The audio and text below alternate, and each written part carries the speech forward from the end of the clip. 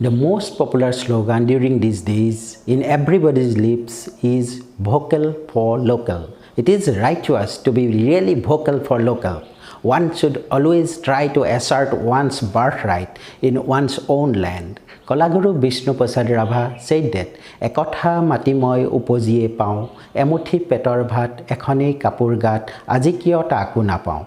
I should get the possession of land measuring one katha in the moment I was born. But today, why don't I get a handful of rice to eat, a piece of cloth to wear? These statements must have some significance.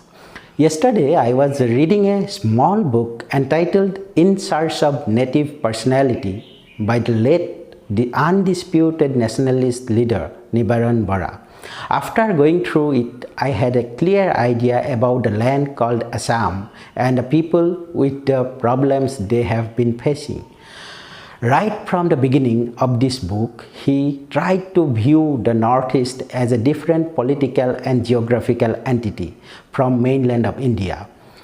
It traced its origin from the word like Pragjyotispur, which was derived from Meiju or Meiteus, meaning the highland and the god's chosen land in Chinese language. Later, both were combined together and the portmanteau word Juthius was constructed. Juthius people migrating along the Changpu River found that it has suddenly gone very wide. They called the changed river as Lotu, meaning wide water, which is present Lohit. The name Lohitya is recorded in about 2750 BC. He also talked about the religion of the people of Juthius, pointing out that ostrich goddess Kamekha or Kamephria and the phallic god Umeiludaiphria in that place. He also mentioned that impact of Caucasoid culture later transformed these places to Kamakhya and Umananda. He rightfully said that it was northeastern personality who thwarted the attack from mainland India led by Raja Ram Singha in the 17th century. But the British imperial power imposed the alien administrative system only to make the natives suffer. At the end of the foreign rule, the old economy based on agriculture and village artisan lay shattered, and the newfound industry remained in the hands of the men inducted from Rajasthan. A very negligible portion of the tea industry alone could be held at distress by a few native rich. Looking at the pathetic condition of the northeastern people after independence, he said, any sovereign country of the world, be it democratic, socialistic, or dictatorial, does always preserve and protect her borders and citizens. The government of post-British India had failed to honor these two fundamental guarantees to the Northeast.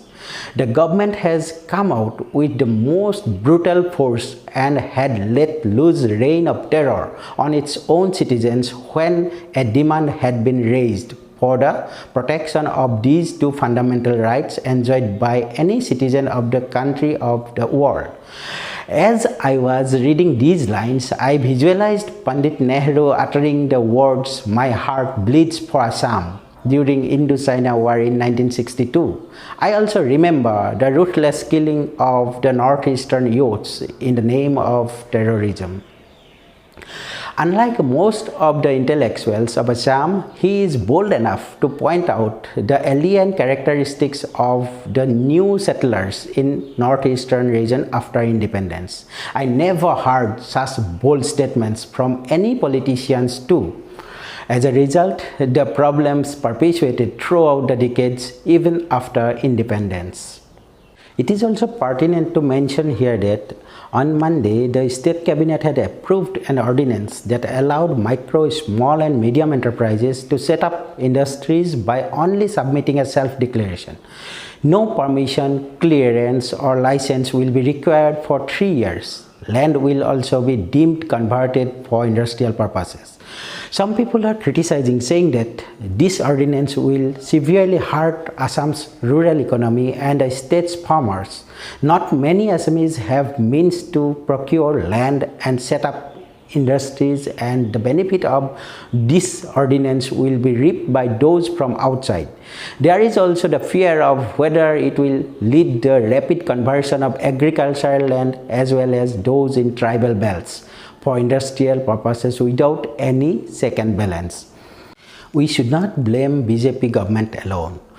For this, every government in power was responsible. It was a trend throughout the ages to turn northeast as no native majority land. The Assam Accord, what the Assamese people admire, is nothing but the denial of the constitutional rights of the citizens of this part of the country. For example, this accord agreed to provide citizenship to the foreigners settling in Assam till 1971. On the other hand, the entire country followed the different act, giving the deadline as 1955. Thus, the process continues and the locals are losing their rights gradually.